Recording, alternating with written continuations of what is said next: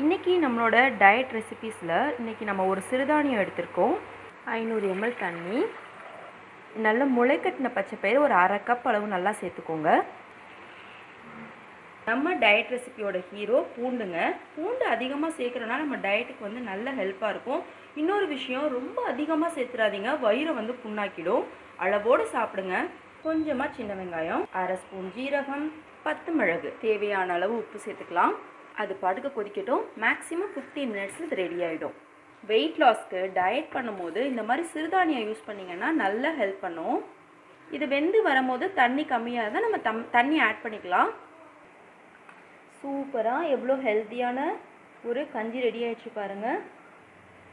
உங்களுக்கு தோணுதா டயட்டில் இருக்கிறது ரொம்ப ஈஸி?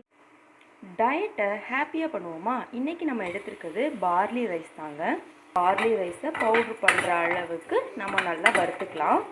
நல்லா வறுத்தாச்சு, பவுடர் பண்ணிடலாம். இது ஆறுற கேப்பில் 500 ml தண்ணி சூடாகட்டும். ரொம்ப பவுடராக இல்லாமல் குருணையாக அரைச்சிக்கணும். இப்போ இதில் சேர்த்துடலாம். எந்த டம்ளரில் அரிசி எடுத்தீங்களோ அதில் ஒரு 1/4 டம்ளர் பாசிப்பருப்பு, பூண்டு, இஞ்சி, சின்ன வெங்காயம், ஒரு கொத்து கருவேப்பிலை, கொஞ்சமாக கொத்தமல்லி, 10 புதினா இலை, 20 மிளகு, 1/2 ஸ்பூன் அளவு ஜீரகம், 1/2 ஸ்பூன் மஞ்சள் தூள். இப்போவே கெட்டியாக ஆரம்பிச்சிருச்சு. கூடுதலாக ஒரு 200 ml தண்ணி சேர்த்துக்கலாம். தேவையான அளவு உப்பு. கெட்டி ஆகும்போது தண்ணி சேர்த்துக்கலாம், ஒன்றும் பிரச்சனை கிடையாது. சூப்பராக ரெடி ஆயிடுச்சு. உங்களுக்கு தோணுதா அது எப்போதுமே டயட்டை ஹாப்பியாக வந்து நம்ம எதிர்கொள்ளலாம் அப்படின்னு? நம்மளோட வெயிட் லாஸ் கான்செப்டில் இன்றைக்கி என்ன ஒரு ரெசிபினா, அவல் வச்சு ஒரு ஃபில்லிங்கான ஒரு ரெசிபி ஒன்று ரெடி பண்ண போகிறோங்க. தண்ணி நல்லா கொதிச்சிருச்சா, நமக்கு தேவையான அளவு அவலை இதுக்குள்ளே போட்டுடலாம். இது லைட்டாக அப்படியே ஊறி உப்பி வர்ற மாதிரி இருக்குல்ல, அந்த ஸ்டேஜில் டக்குன்னு அமர்த்திடுங்க. மேக்ஸிமம் 1 நிமிஷம் மட்டும் கொதிக்க விட்டால் போதும்.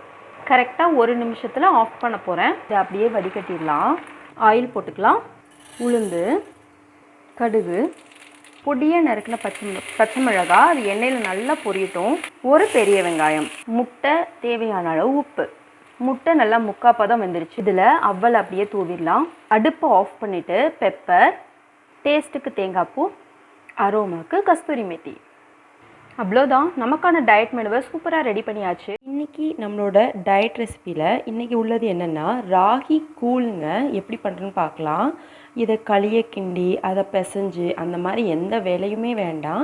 ரொம்ப ஈஸியாக எங்கள் வீட்டில் நான் எப்படி பண்ணுறேன் அப்படின்னு பாருங்கள். அதுக்கு 1 லிட்டர் தண்ணியை வந்து நம்ம ஒரு பாத்திரத்தில் கொதிக்க வச்சுருவோம். இங்கே 200 ml தண்ணியில் நமக்கு வேண்டிய அளவு மாவை வந்து கரைச்சிடலாம். 3 பேருக்கு ஒரு 5 ஸ்பூன் வந்து மாவு கரைச்சிட்ருக்கேன். இதோட உப்பு சேர்த்து கரைச்சிடுவோம். தண்ணி பபிள் வந்தது இதோட சேர்த்துடலாம். இது சேர்த்துட்டு லைட்டாக கட்டியாகிற வரைக்கும் மட்டும் கைவிடாமல் கிண்டிக்கோங்க. திக்கானது தெரியுதா?